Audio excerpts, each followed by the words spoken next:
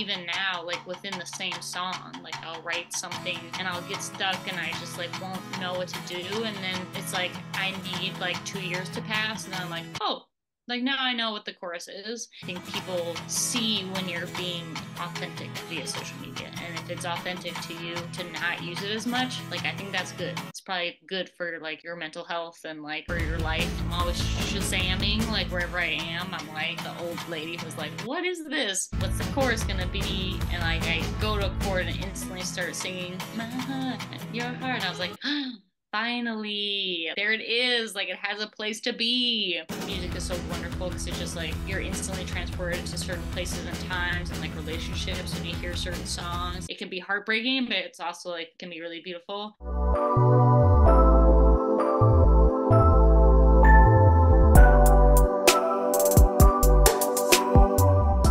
Hey, if you're like me and you're interested in the YouTube or creator space, you should check out The Published Press. The Published Press is a completely free newsletter founded by YouTubers Colin and Samir. They host their own podcast talking to some of YouTube's largest creators. They've edited some of the best content I've seen on YouTube, and now they're sharing their knowledge about the YouTube space with you for free. The Published Press comes out 3 times a week, every Monday, Wednesday, and Friday, with everything going on with your favorite creators and platforms. And like I said, it's completely free. Just enter your email address to receive the Published Press whenever it comes out, and that's it. So what are you waiting for?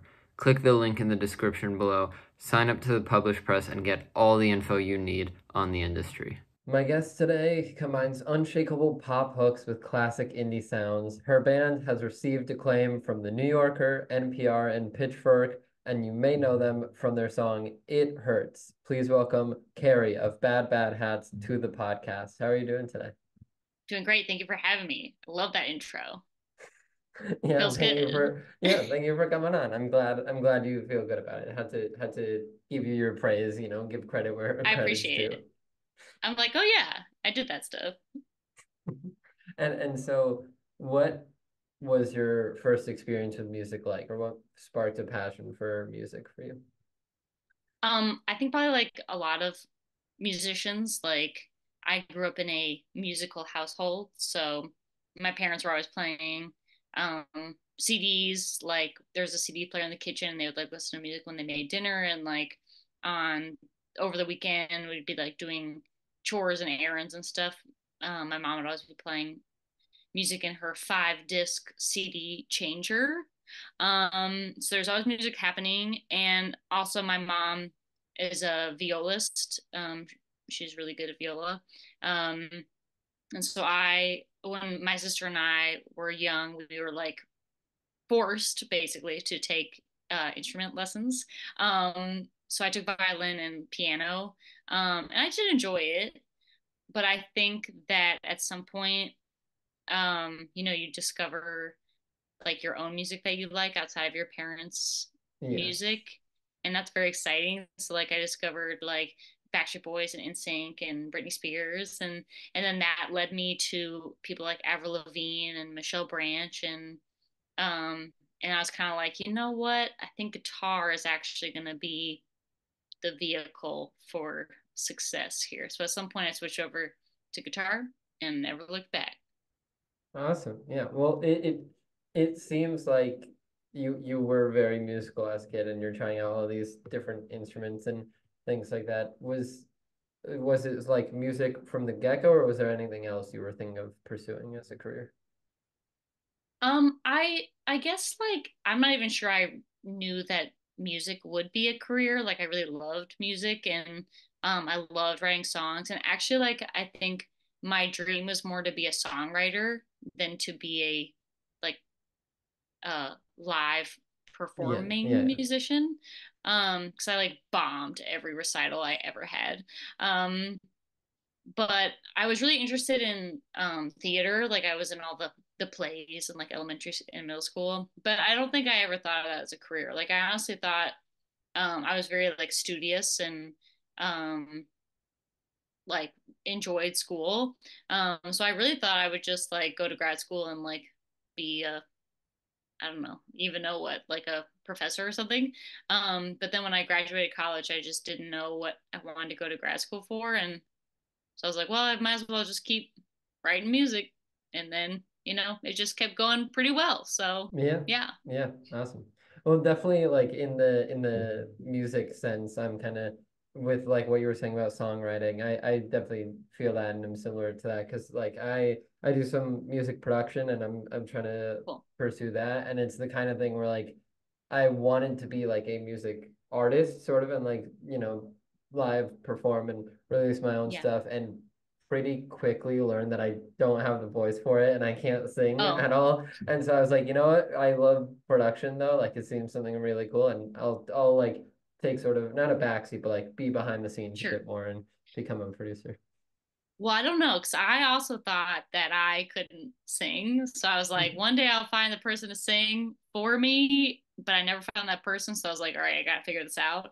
So you never know. Like Okay. keep Yeah. keep Yeah. at it, you know what I'm saying? But also it is cool that you can kind of separate them and I think find joy in like both processes. Like I feel very differently about like going on tour and playing shows than I feel about like going to the studio and writing. And I like things about both, but it is kind of cool that you can sort of have two different lives in the music business. Yeah. Yeah, yeah, yeah. And yeah, like even if you can't sing or don't have like a certain set of talents, there's still other jobs you can do within music, like even beyond the music creation things of like artist, producer, songwriter, mixer, whatever. Like even beyond that, there's Yeah, the whole like music industry or music business side of it of like manager, PR person, things like that. So there's a bunch of ways absolutely. to stay within the music world. Totally. Yep. And I was like trying to learn more about you, the band, to get ready for this. And I Hmm. read that you used to just like fill up binders with like song ideas as a Yeah. teenager. Do you still like go back to those when you're making music today, or is it just like a way that you practice and got better at the craft? Yeah. I think it was just I have not revisited a lot of it. Though there are like a few things that like I had in my head still as things I had done that I like little things, but I have not physically like gone Yeah, back yeah. and like looked through them. Um, but yeah, I was totally, I think I didn't realize it at the time that it was happening, but I moved between my freshman and sophomore years of high school, like at the start of the summer, and it was just like so bored and like really like mad and just like didn't have any friends there because school hadn't started.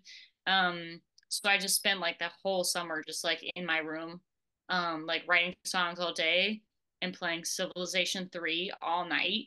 um and yeah, I just like it became almost like a game to be like, oh, like can I get to 100 songs? um so yeah, I was just like writing. And now I see how that was like really like formative and helped me, yeah, get better and try stuff, even though like none of those songs like became anything. But I just think that the practice of it was doing something for me. Yeah, yeah. Yeah. How far was that move? Or like where did you go like from or to at that point? It wasn't too far. It was from Birmingham, Alabama to Tampa, Florida.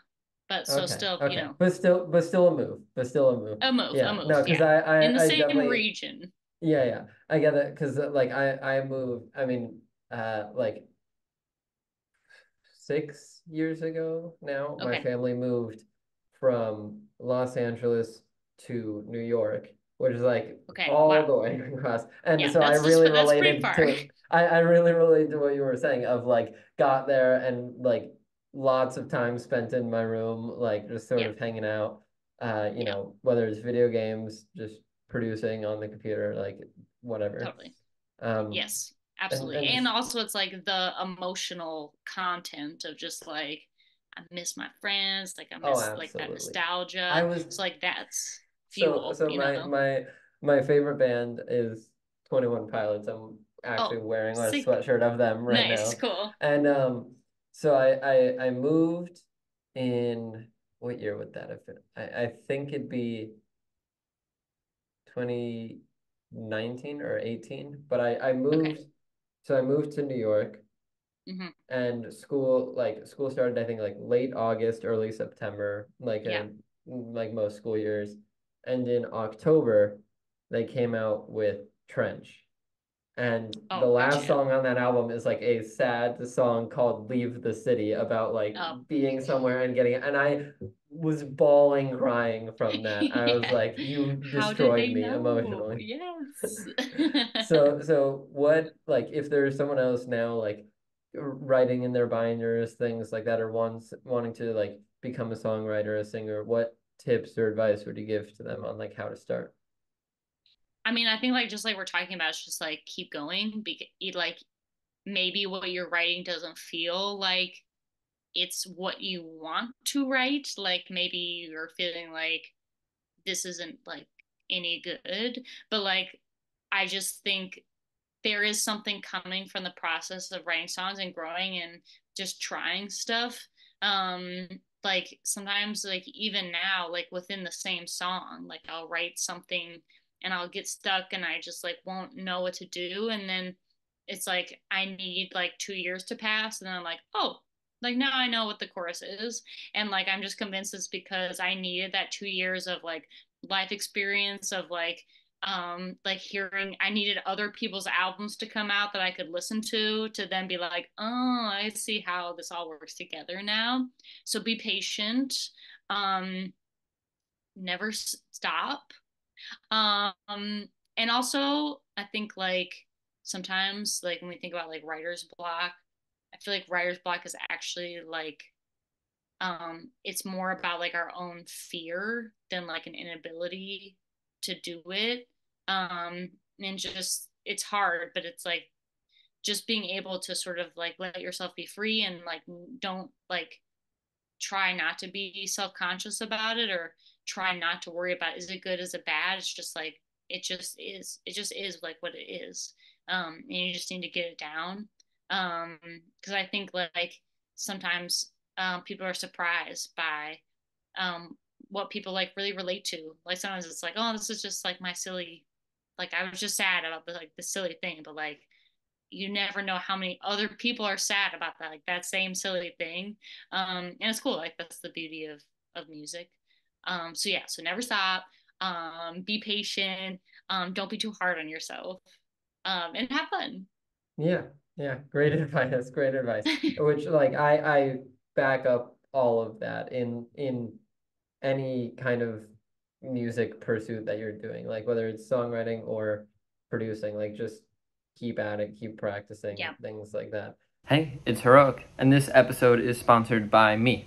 Well, kind of. If you don't know, I recently started a clothing line called Quest Clothing, which you can shop right now. I'll leave some pictures here on the screen, but we got the core collection, which is just this sleek black and white design on a bunch of products. And then we also have some more like merch style stuff with cover arts for my songs and things like that. I've been wanting to do this for a long time, and I'm really excited that I now have it. And so expect a lot more collections, a lot more designs coming out soon. I'll leave a link to it down below, and if you want to stay up to date with any new releases or anything like that, follow at ShopQuestClothing on Instagram. So go get cool designs like this, or even this, and you'll be helping me support all of this, the podcast, the music, everything. Plus, it just looks cool. We even got this nice big letter design on the back. Look at that. Look how cool that looks. So head to the link in the description to get yourself some Quest clothing, and make sure to follow at Shop Quest Clothing on Instagram for updates with new collections and stuff like that. And now, back to the episode. Now shifting over to when you're starting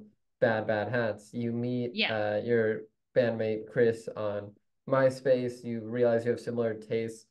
How did the decision to form the band come about, and where does the Uh-huh. name Bad Bad Hats come from? So it is a reference to the Madeline children's books. If you've heard of those, it's like the um school children, I guess, like all dressed in yellow. Um, and they're in France and there's a nun around. But I read these books when I was young, and there's one book called Madeline and the Bad Hat. Um, Reddit. There's like a little cartoon series about it that I watched when I was young. Um, the yeah, the Bad Hat's like a troublemaker kind of character. Yeah. Um, so yeah, we always say we don't remember why we chose that name when we chose it, but there it is. Awesome. Awesome. And once you have bad hats and you start writing together, start making music, what's your first performance together like? Or what was that first live show like? That's a great question.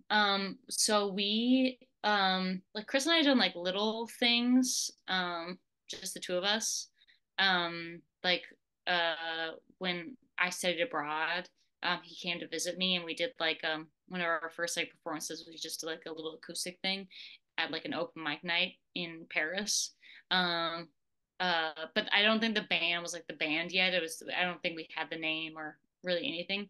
Um but I think our like first ever show was we played in the gym at McAllister College, where we went to school. It was like a relay for life. So people were just like walking around the track, like in circles all night. And they had like various bands and like a cappella groups and like comedy groups come and like to entertain the people, like walking for a cause. So I think that was our very first show. Pretty low pressure. People were just like milling past, so Yeah. like we didn't feel too like in the spotlight. Um, so it was good. I think that was like a good way to ease into the band. Yeah, awesome. It's like people who you catch the attention of or who want to listen can, but they're not like the pressure's not on you or the spotlight's not Exactly. on you. They're just Yeah. like around. Yeah. I feel like that's probably like an ideal starting point or like Yeah. first show. In some Was ways, there? absolutely. Yeah, because you don't want like all these eyeballs on you the first time you're Yeah. stepping out there. Um, Yeah. like and going back, I mean, the two of you have been like working together or making music for so I think it's over 10 years now. Was Yeah. there It is. ever a moment of like writer's block or thinking you might need to take a break or anything like that? No, not really. I mean, there have been moments of like feeling like we've been touring a little bit too much and we're all getting like a little tired and just like need to be Yeah, at home. So that's definitely happened where it's like I think we need to sort of take a break from being on the road. But it's like when we're on a break from being on the road, like that's when we're like writing and recording. So it's like there's always like something happening. Um, but no, I just like I think it's helpful that Chris and I like we're the band and we're also married. Um, so it's just I think having him having that partnership it's just like I think we keep each other going and keep each other sort of like we like balance the yeah, weight of it. So like when it gets hard, it's never too hard. But then when it's good, it's like we can celebrate with each other and sort of share in that like joy and excitement. So I think that's helped just keep us like constantly kind of going. yeah. Yeah.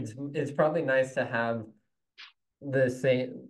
I mean, there's maybe cons to it as well, but it's probably nice to have the same person who's like a bandmate and like trying to work with you on music also be a like just general partner there to like get you through anything like that. Yeah. A lot And of people ask us, oh, please go ahead. yeah, and who better to like understand what's going on in the band than someone Yeah. in the band? No, yeah, exactly. I think a lot of people like a lot of our musician friends are like, how do y'all do it? Like, I don't know if I could do it. And like, everyone's different, but like we always feel like whenever anyone asks us that, we're kind of like, I don't know, like we think it's great. Like we love that we sort of like can do it together. Yeah, Because like you're saying, yeah, it's like we who understands it like better. So yeah. yeah. And it seems like now a lot of bands, artists of any size, whether you're like releasing your first song or even like anyone at the top of the industry, it like having an online presence or like a social media presence has seemed like almost like a necessity for music artists to Yeah. have now. And you see everyone like posting like teasers and things like that. What do you think of like the not a need, but like a Yeah. big push for artists to be on social media? Yeah, I think it's something we like try to have a good relationship with because we're older, so like the band when the band started, like when it first started, like MySpace was still live, like that's where Chris and Yeah. I were putting our demos, um and like that is where you put like songs you were working on for like people to hear, like that was like the version of like the TikTok of you like playing guitar in your room or whatever. But then that faded, and then Facebook was the place where it was like you wanted to get your Facebook likes up and always put your Facebook events together. That was like where you put all your time and energy getting people to like RSVP to like the Facebook event for the show. Like it sounds so like antiquated now. So like in some ways it's funny that we've seen like different cycles of like technology and like social media like kind of come and go. And I think maybe because of that, we have the perspective of like their tools and like you can use them to your benefit. And some people are really good at using the tools, um, which can be like intimidating sometimes, but also inspiring to see how people like kind of are able to connect with people. Um, but I think also having seen sort of like the ebb and flow, we try not to let it like dominate our whole lives. Also just because it's like not always the most fun to like just like be on the phone all the time, and Yeah. like I personally need to like take a break sometimes and not post all the time, and I think that's okay. Like um I think it can be um nerve wracking, and like I feel it too because like certain people are so good at it and like so consistent, and it makes you feel like like I'm doing a bad job, like I'm not doing what everyone else is doing. But I just think that like I think it's okay, like if not everyone is able to do that. I think it is okay. I think people see when you're being authentic too, like via social media. And if it's authentic to you to not use it as much, like I think that's good. And like it's probably good for like your mental health and like for your life. And so I try to balance it. I think they are really useful tools. Um, but also like I don't like to feel like I'm doing like a bad job if I'm Yeah. not using it Yeah. like all the time. Yeah. Yeah, you're not you use it when you have something you want to put out there or something you can Yeah. put out there, but you're not like going out of your way to make something just so that you can put it on there. You're not feeling like Yeah. a need to post something and get it Yeah. on. Cause I think like, cause some people seem to really enjoy it. And I think you can feel that sort of like energy from them. And it's like, Yeah. they're just having fun with this. They're like making a funny video. They're like dancing, like they're, with their bandmates, like laughing. And like, that's great. Like that kind of content is like really nice to see. 'Cause people like a glimpse into like the band life, but some other content, it's just like, you just feel like they just like feel like they have to post this. And Yeah. that's tough. Are you a music artist trying to find a way to get your music on as many streaming platforms as possible? Then check out DistroKid. DistroKid is a super user-friendly and super easy-to-use service that will make your music available in stores like Spotify, Apple Music, iTunes, Amazon Music, YouTube, Snapchat, everything. Everything you could imagine, it's available. People will even be able to add your songs into their Instagram stories. DistroKid helps you with the distribution, monetization, and promotion of all of your music. Use the link in the description of this video for 7% off any DistroKid package you want. Pick from musician packages designed to help artists get their own music out there, or even get a label package where you can manage up to 100 artists from one profile. So that's more for like managers, labels, and you can also get the musician package that I mentioned earlier, which is more for artists, producers, things like that. It's super easy, and you can get 7% off any package right now with the link in the description of this video. So once again, if you're looking for a way to get your music on as many streaming platforms as possible. I'm talking any platform you can think of.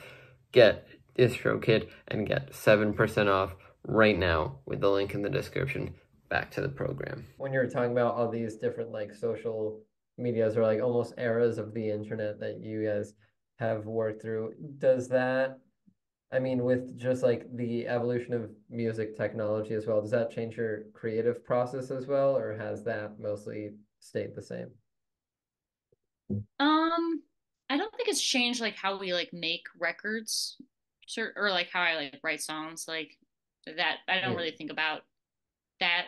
I mean, I think some people are like thinking about like, oh, there's like some like Olivia Rodrigo interview that I saw where she was talking about how she wrote some line and in her head she was like, oh, like that's gonna be the point at which people like press record like for their TikToks. Like she was like thinking about it in her head, like, oh, this is the moment that people are gonna like just like the loop that people are gonna use on TikTok. I've never thought about that. If it ever Yeah. happened, I would love to go viral. Please. But it's not something I'm like working actively towards.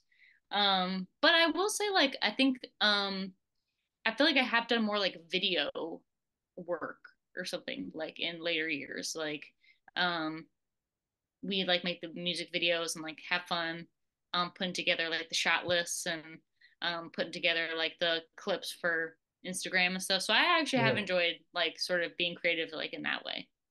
Awesome. Awesome. Yeah. Yeah. And it's, yeah, like I'm the same way where I'm not, I don't know how people like think far enough ahead of like Yeah. even down to the point of like like how to make this song sound like something on TikTok or anything like Yeah. that, or like planning out where this big catchy hook is gonna be for the Yeah. song. Like I just can't imagine like trying to keep all that in my head while making a Yeah. song. And there was a time there where you and Chris would do like quick one-off songs from like fan input from all these different social platforms. Is Yeah. that something you guys are interested in doing going forward, or was it like a cool experiment for while it was happening? We're like still doing it sort of like on our we still have a Patreon Okay. page. Um yeah, where we are writing like every month like a new song like kind of off of like a musical prompt. Um and it's cool. It's like been a cool way to be creative and like connect with the fans or give them more insight into like the process. Um so yeah, we've really enjoyed doing that. I do think like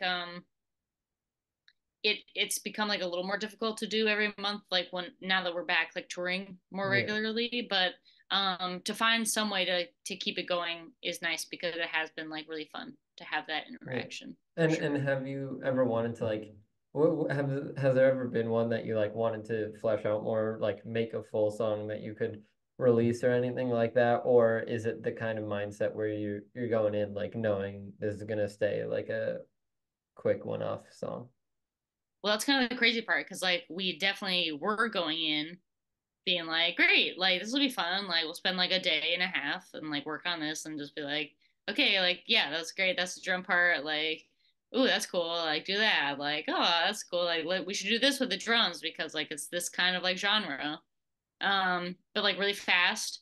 But then four of those songs are on our album that's about to come out in April. Um, but yeah, but they were made not thinking that they would be album Yeah, songs, but they just like something about them like was cool and like spoke to they us ended and up felt like fitting. yeah, ended up fitting. So yeah, it's cool. And I think that like sort of energy of like, I don't know, just try it, just have fun with it. Like it doesn't matter. Like inspired like the rest of the songs on the album too. So like the whole album was kind of made with this great energy of like, it's not a big deal. Like just go Experimentation. for it. Yeah. Yeah, Yeah. totally. And that's awesome. Like that you found a way, whether consciously or subconsciously, to like sort of take the pressure off of songwriting or making a song and things like that. And you've also like uh, throughout albums and years of the band, you brought a couple people into like the creative process and help you and Chris with the music, what's a sign that you look for that like someone's gonna mesh well with the band, or like or that you should bring someone in for a record to as part of the band, whatever it is. Yeah, that's a great question. Like I feel like yeah, the people we've played with have just sort of like naturally kind of come into our lives. Like our friend Noah who played bass in the band when it first started.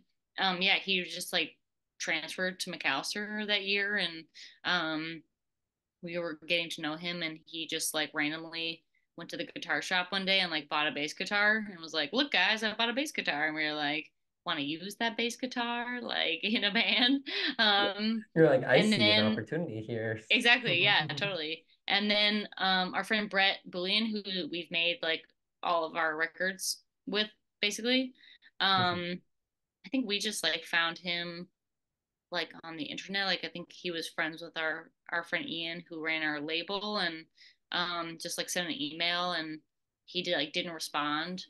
But then like at the very last second he was like, "Oh, dang, like sorry I missed his email. Like, yeah, let's make a record together." And we're like, "Oh, phew, like we're doing it." Um and then Brett is the person who thought we should bring Con Davison in to play drums on our second record, and then he just joined the band soon after that, just because we enjoyed hanging out with him. He's a great drummer, but then that grew into like a really great like collaborative um, like relationship. Because he's a great songwriter. So yeah, it's just sort of like one thing like leads to the next thing and Yeah. like the next thing. Um, but yeah, but Khan left the band, I guess like a year ago, just to pursue his own music. But since he left, like maybe like we like really miss him. But like maybe the one cool thing is that it's allowed us to play with like a lot more people in the music scene in the Twin Cities. So um, great drummers and bass players, and so that's been really fun too, just to meet more people and sort of expand our network in the scene. So yeah, it's cool. Yeah, awesome. Awesome. And you're turning a negative into a positive, kind of. Yeah, You're taking this like rather than being bummed that like this person that you liked in the band left, you're taking it as an opportunity to it seems to be a common topic, experiment more and bring people yeah, in and like try for out sure. new people. And so just for you, like personally listening to music, do you take a bit of inspiration from other artists? And if you do, how do you like balance that with keeping an authentic, like unique sound for Bad Hats? Yeah, I mean, I love listening to music and um like make a lot of playlists and like I love listening to like different kinds of music and discovering music and like I'm always shazamming like wherever I am. I'm like, you know, the old lady who's like, "What is this?" Um, but but yeah, I don't know. I don't know how it always ends up because even like the Patreon songs were like, okay, like we're writing a country song, like it somehow does always end up sounding like a Bad Hat song, and like I don't know, it's kind of hard to describe like your own thing. So I'm not very good at Yeah. knowing what it is, but um yeah, for Well, especially with like something inspiration and things like that, a lot of it happens subconsciously, where totally. like,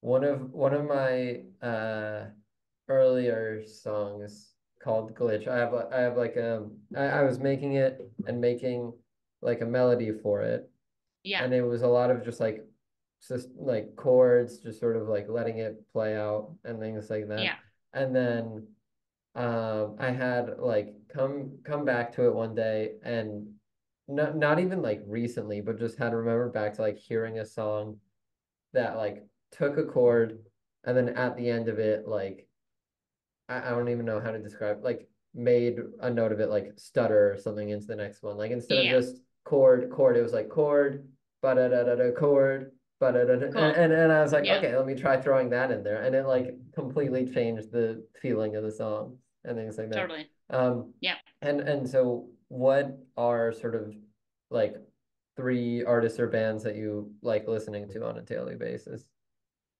I feel like I really enjoy Haim. They've become like one of my like I think especially Women in Music Part 3, really love that album. Like I return to that album quite a bit.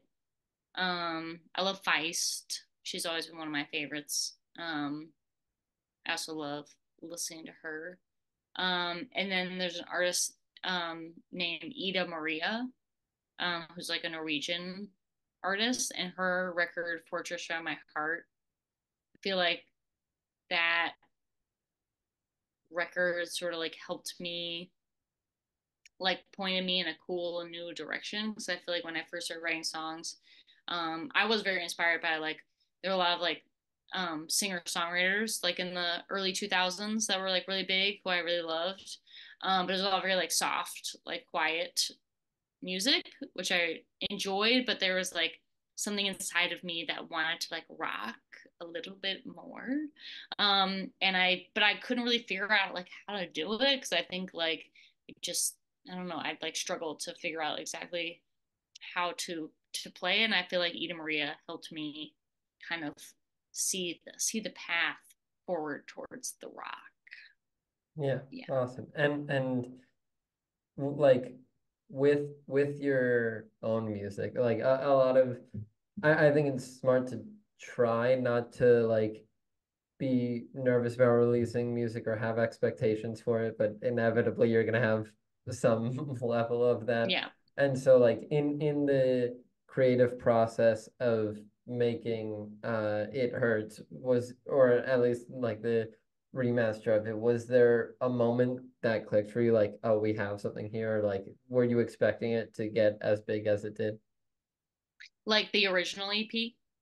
Yeah, either the original EP Yeah. or yeah, just in general, like Yes. the So yeah. yeah, I feel like in some ways like um it was like a good lesson for me, like that whole the EP and like the whole experience like after the EP, because I think I was like really ready to like go straight to the top.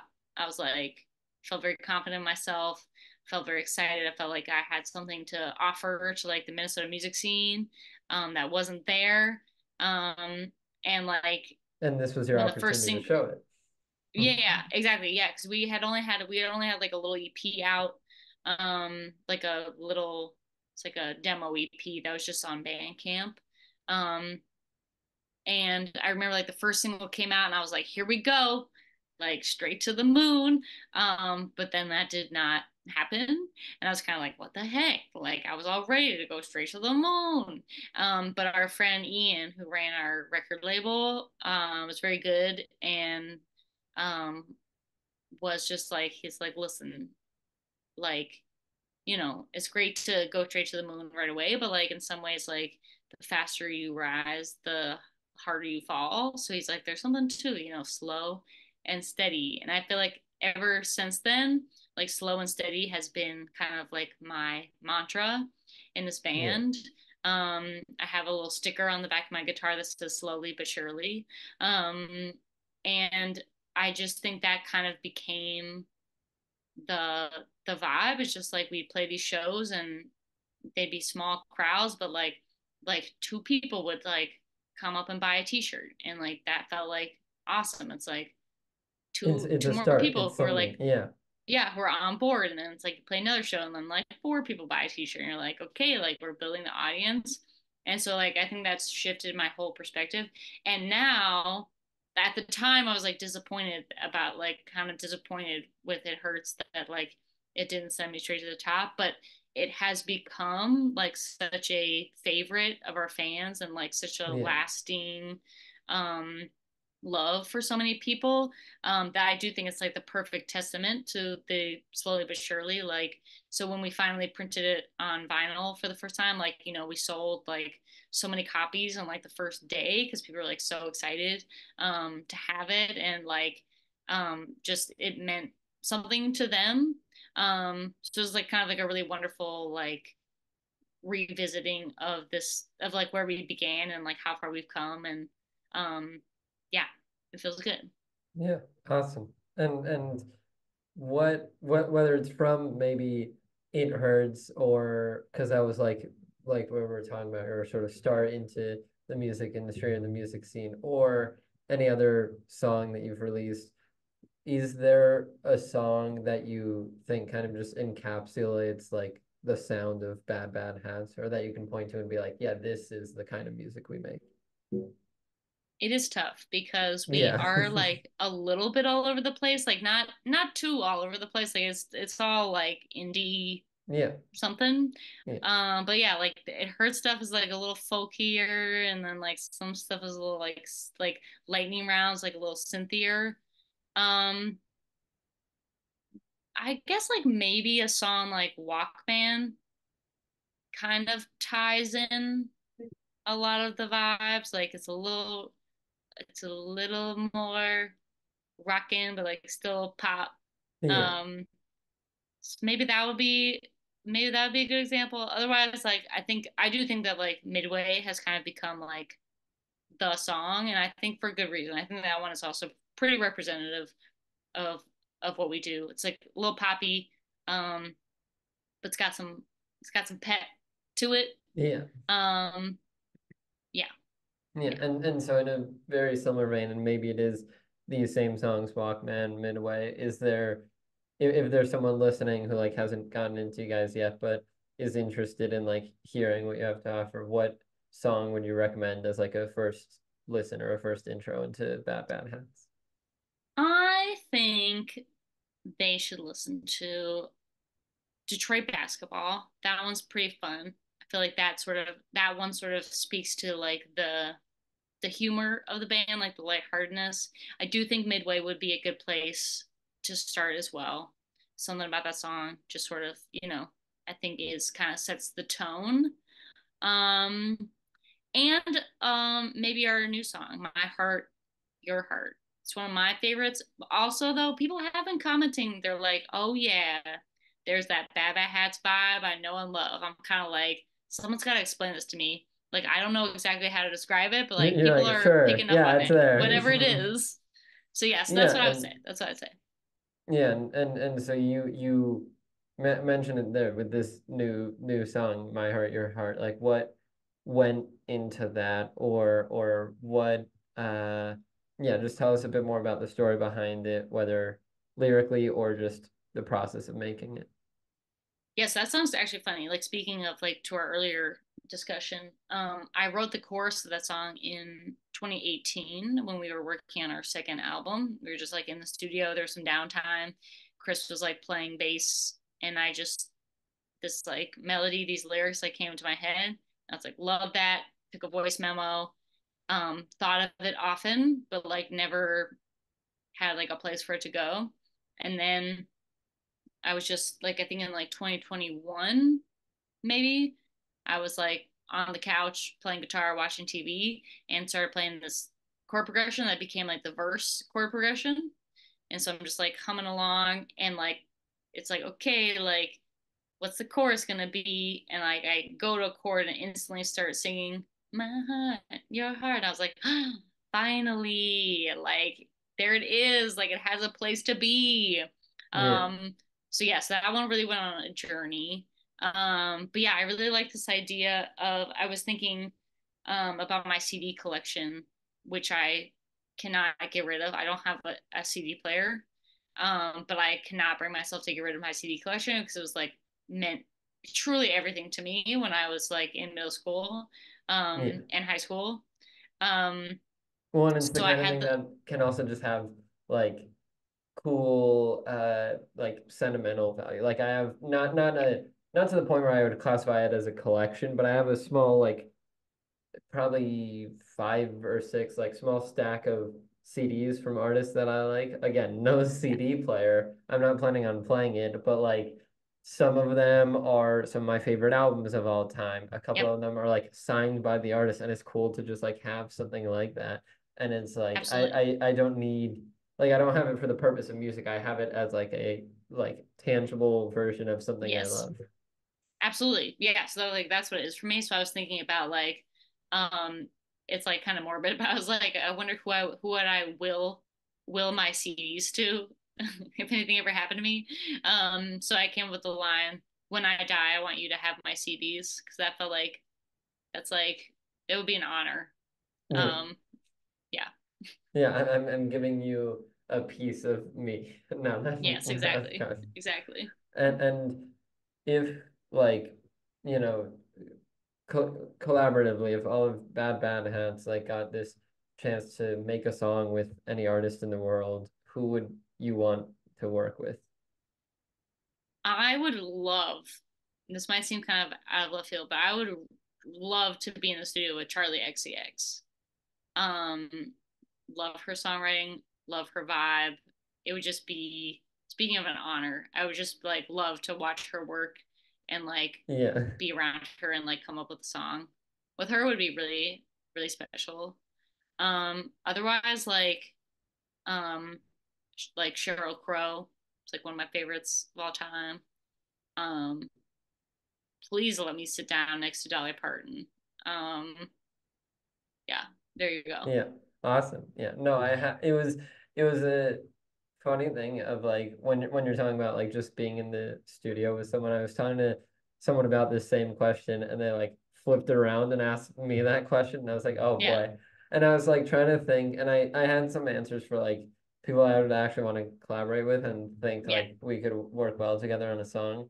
But then for 21 Pilots, like not like they don't one thing that I like about them and respect is that they yeah, don't do a bunch of collaborations. Like they're very yeah, much a like not old school, but like yeah, album focused band. It's like, all hmm, right, album tour. Now we're gonna go off the grid for like 3 years while we work on yeah, this next album and do it. And it's like not even to like collaborate with them. I would just want to like be in the studio watching them make a song or an album and be like, okay, okay, and like taking mental notes, like asking questions, things like that, and yeah, just like learning about their process some more. yeah. That's great.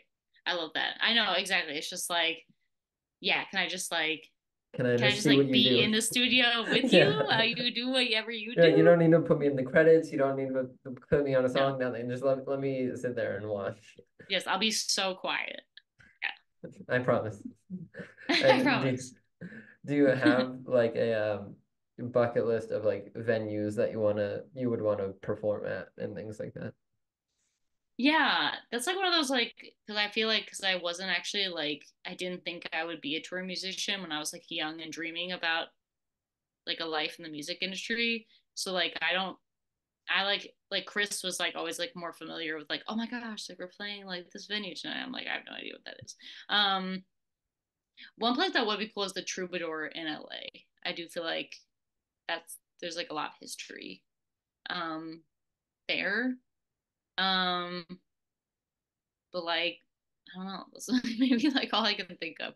Like we've Yeah. honestly like been like lucky and like are grateful to have been able to play um some of the venues that were like dream venues. So like the main room um at First Avenue in Minneapolis is like such a storied venue that we've gotten to play.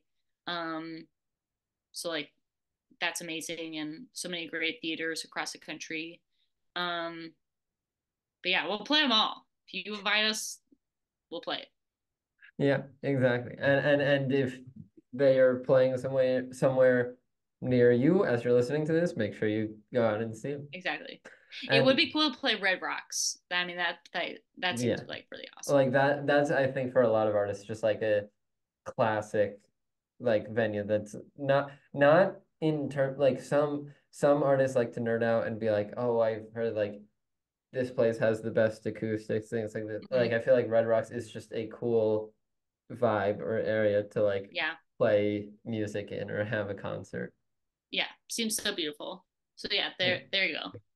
And now like down the road coming up soon in April, you guys are releasing a new album, We self-titled are. Bad Hats and self-produced as well. Tell us a bit more about like that process or just that album in general.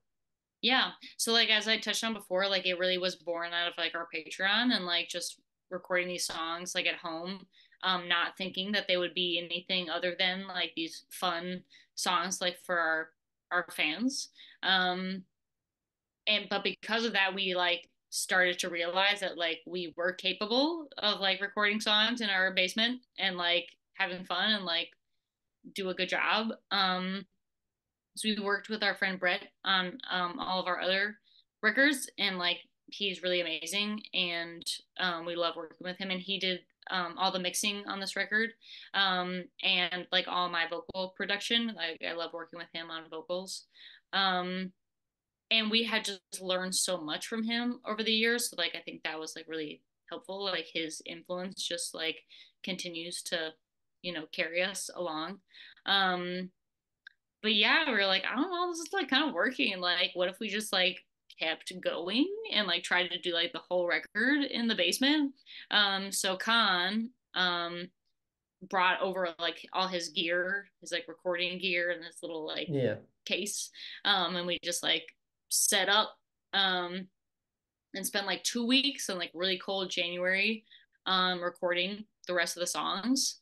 Um, and yeah, it was just fun. Like the three of us work really well together and we're really fast and like um, just like I don't know, we just have a good flow and um, similar ideas and tastes, but also like we also take each other in cool directions. So um, yeah, it went well. It was fun. Yeah, Awesome. Yeah. And just sort of to start wrapping things up here, or have like sort of a segment that I'm trying to end some of my podcasts with, is called Know Your yeah, Stuff, where basically cool. I'll Okay, play a short clip of your some of your songs, and it's just one, like knowing the song, trying to name it, and then if you want to bring up the story behind it, anything about it that we didn't get to in the okay, interview, anything like that, just feel free to, talk about, like, oh, this that came from this funny story, this funny okay, event, something like that. okay. So yeah. Great. I think I All can right. do it. All right. Let me know if you can hear this. Yep, You got that? yep. That's Walkman. Yeah. First song off of our third album called Walkman. Similarly to the CD story, I had a Walkman CD player when I was young, loved it. Um, Loved the process of choosing CDs for like trips because you can only take your like little travel binder. Yeah. Um, but also, so I was thinking about that, but also I was just thinking about how like music is so wonderful because it's just like you're instantly transported to certain places and times and like relationships when you hear certain songs. Like it can be heartbreaking, but it's also like can be really beautiful. Um, so I was just like the whole song. I was just thinking about this idea of like a song being associated with like a certain person and place and how it's like you're right next to me like when I hear this song. So there you go. Yeah. That's Walkman. Yeah. That's awesome. Awesome. Well, the next one that I got here is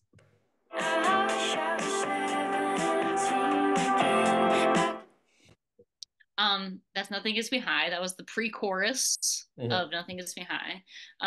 A song from our second album, Lightning You know the Round. exact One of moment of my it too. I did. One of my favorite Bad Hat songs, I think. I'm proud of that one. But this song was inspired by the song Habits by Tove Lo. Um, the chorus of which is I gotta stay high all the time to keep you off my mind. Loved that song when it came out, really enjoyed it, and I thought I want to write a song about love and drugs. Um, but I have never been high, actually. So I wrote a song called Nothing Gets Me High, which is both literally true, but I turned it into a metaphor about love. So Yeah, there you awesome, go. awesome. And I don't know what it is, but I do feel like it's pretty common to hear these like metaphorical songs of like love plus drugs, but it's Yeah, also like so different for each person that like yeah, it doesn't sound like the same song. Like I totally, could name a bunch of songs that have a similar vibe, have a similar message, but they like none of them sound the same, or totally. this like similar in any way. And Yeah. so yeah. And now the last one that I got here is